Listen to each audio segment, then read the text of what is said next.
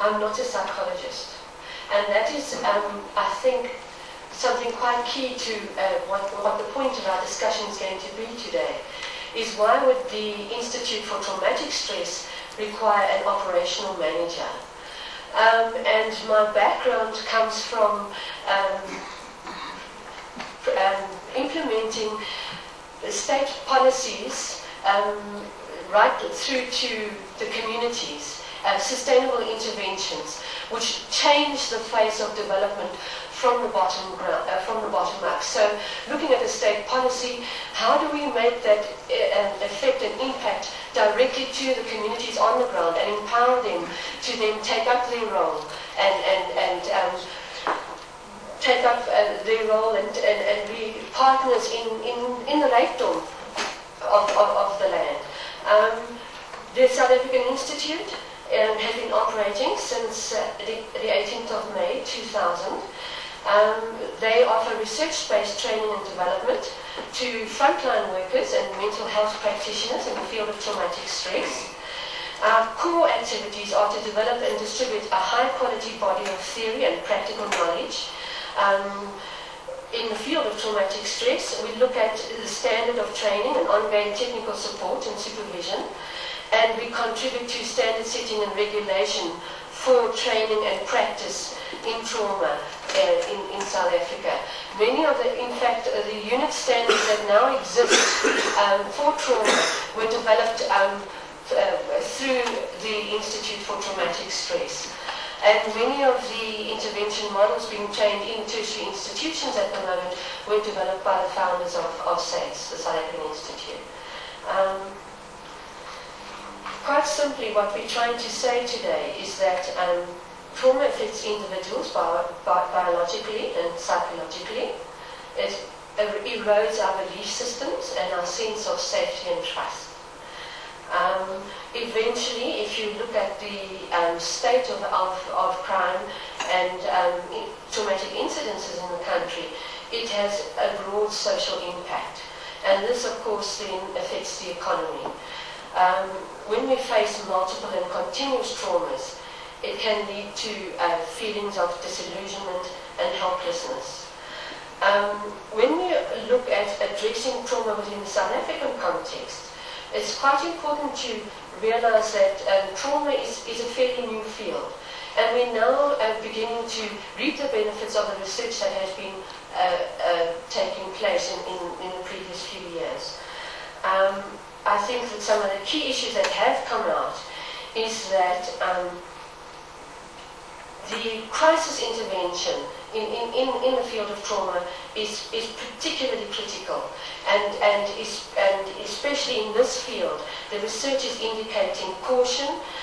It's indicating that practitioners need to understand that trauma, there's no quick fix for trauma, that every individual responds to traumatic incidences differently. You need to be aware of the approaches and the research that is supporting them in the field. So you need to keep yourself informed as practitioners. What is apparent is that we need to, in South Africa, invest a lot of energy in the prevention of trauma in psychoeducation. We need to look at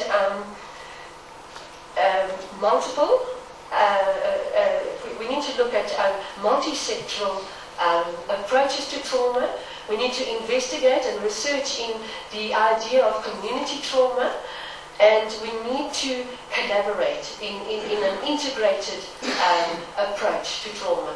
A lot of the practitioners are not networking, are not supporting each other, but this has to change. If we need to change the face of South Africa, and if we need to address the impact that trauma has on society, on crime, then we need to look at it holistically, and we need to work together towards supporting this.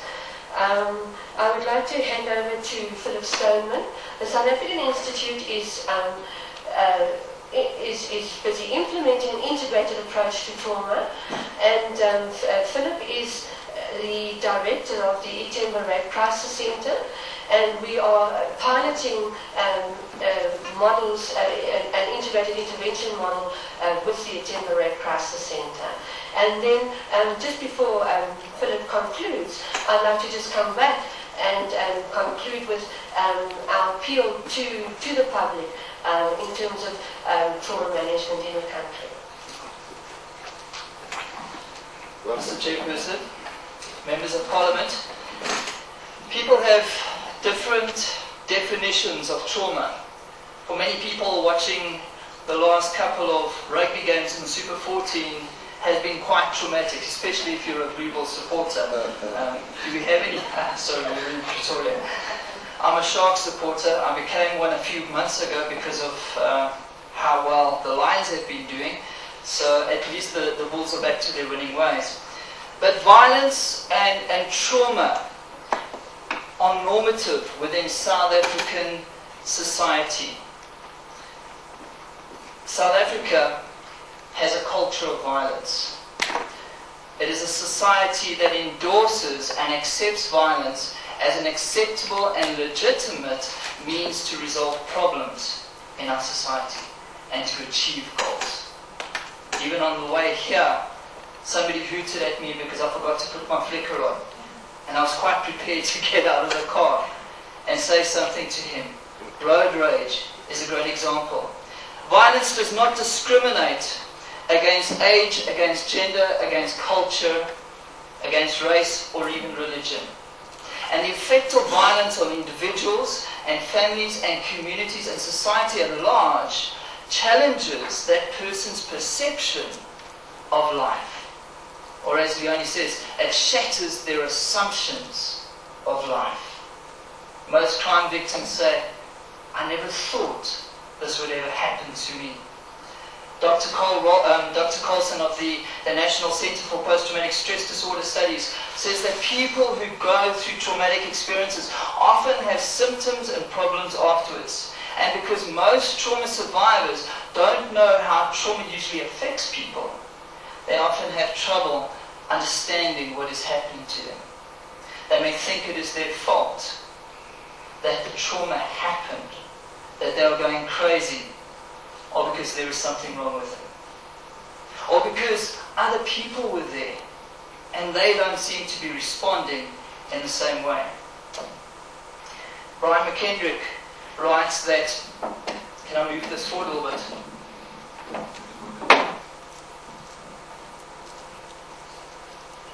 One of the models that we've been looking at, and sorry if you could just go back to the,